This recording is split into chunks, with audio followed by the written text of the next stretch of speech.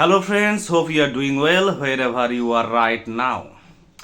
এখন আপনাদের সাথে কিছু বই নিয়ে আলোচনা করব, যে বইগুলো না পড়লে আমরা কিন্তু জীবনের অসংখ্য সত্য তথ্য ইনফরমেশন ডেটা আমরা কিন্তু জানতে পারবো না। আর আমরা ভালোভাবে জানি যে এই আধুনিক প্রগতিশীল সভ্যতার জন্ম হয়েছে কিন্তু বইয়ের মাধ্যমে। অর্থাৎ লেখকরা যদি বই না লিখতেন, দার্শনিকরা, বিজ্ঞানীরা, সাহিত্যিকরা, শিল্পীরা, মনোবিজ্ঞানীরা, ইতিহাসবিদরা যদি বই না লিখতেন, আধ্যাত্মিকরা, ধর্মীয় গুরুরা, প্রতিষ্ঠাতারা যদি বই না লিখতেন, তাহলে কিন্তু আমরা কিছুই জানতাম না, আমরা কিন্তু আদিম যুগেই বাস করতাম। তাই বইয়ের মাধ্যমে ধর্মগ্রন্থ বলুন, সাহিত্য বলুন, ইতিহাস বলুন, সব এসেছে এবং মানুষকে শিক্ষিত করতে, আলোকিত করতে এসছে।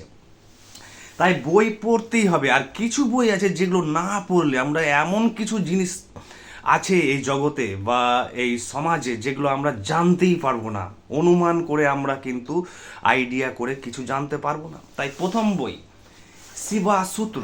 শিবাসূত্র একটি প্রাচীন ফিলোজফিক্যাল, দার্শনিক, আধ্যাত্মিক বই। যে বই আছে কিন্তু কোয়ান্টাম ফিজিক্স থেকে, দেখতে কিন্তু ধর্মীয়, কিন্তু এখানে আছে বিরল বিরল সব বিমূর্ত কালজয়ী সব দর্শনের ধারণা। যে ধারণাগুলো না পেলে আমরা কারা বা এই মহাবিশ্ব কি, আমরা কিছুই জানতে পারবো না। তাই শিবাসূত্র কিন্তু পড়তেই হবে। নেক্সট বই, দর্শন হচ্ছে পৃথিবীর সমস্ত জ্ঞানের মাতৃগর্ভ। অর্থাৎ দর্শন থেকে সমস্ত সাহিত্য বলুন, বিজ্ঞান বলুন, মনস্তত্ত্ব বলুন এসেছে। কিন্তু দর্শন না পড়লে আমরা কিন্তু কিছুই জানতে পারবো না। তাই দ্য স্টোরি অফ ফিলোজফি, অর্থাৎ ওয়েস্টার্ন ফিলোজফি, যত ফিলোজফি আছে সব নিয়ে কিন্তু এই বইটি উইলিয়াম ডুরান্টের লেখা।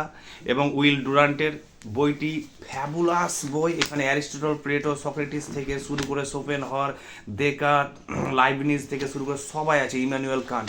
এবং যদি দর্শন না পড়ি আমাদের জ্ঞানের গভীরতা আসবে না, আমাদের গতানুগতিক গড়পড়তায় আমরা থেকে যাব সাধারণ মানুষের মতো। তাই philosophy is a must and mandatory for you. Next বই সাহিত্য। সাহিত্যে কিন্তু সবই আছে। সাহিত্য এমনই জিনিস, আর বিশেষ করে মূলত নভেল। এই দেখুন কত মোটা একটি বই, ভলিউমিনাস থিক নোভেল, 1200-1300 পৃষ্ঠার উপন্যাস। উপন্যাসের নাম হচ্ছে the count of Monte Cristo. লেখক হচ্ছেন আলেকজান্ডার ডুমাস। আলেকজান্ডার ডুমাস একজন নিজে বিশাল মাপের সাহিত্যিক, শিল্পী, দার্শনিক, বুদ্ধিজীবী।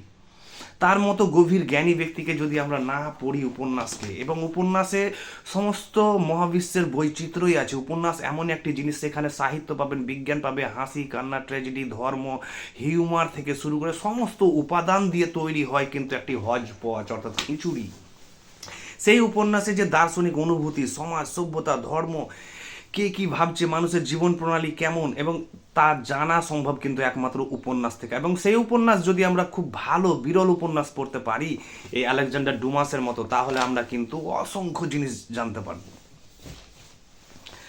তারপরে আরও একটি উপন্যাস, রাশিয়ান উপন্যাস, বলা হয় ভার্জিনিয়া উলফ, যিনি বিখ্যাত একজন ওম্যান নোভেলিস্ট ছিলেন। তিনি বলেছেন যে রাশিয়ান সাহিত্য ছাড়া বিশ্বে সাহিত্য হয় না। তাহলে রাশিয়াতে এমন কি আছে সাহিত্যে যেটা ছাড়া সাহিত্য অসম্পূর্ণ। এটাও প্রায় 800-900 পৃষ্ঠার উপন্যাসের বই। The Brothers Karamazov. লেখক হচ্ছেন ফিওদর দস্তয়েভস্কি। ফিওদর দস্তয়েভস্কি কিন্তু একজন মাস্টার নোভেলিস্ট, একজন বৃহৎ মাপের নোভেলিস্ট।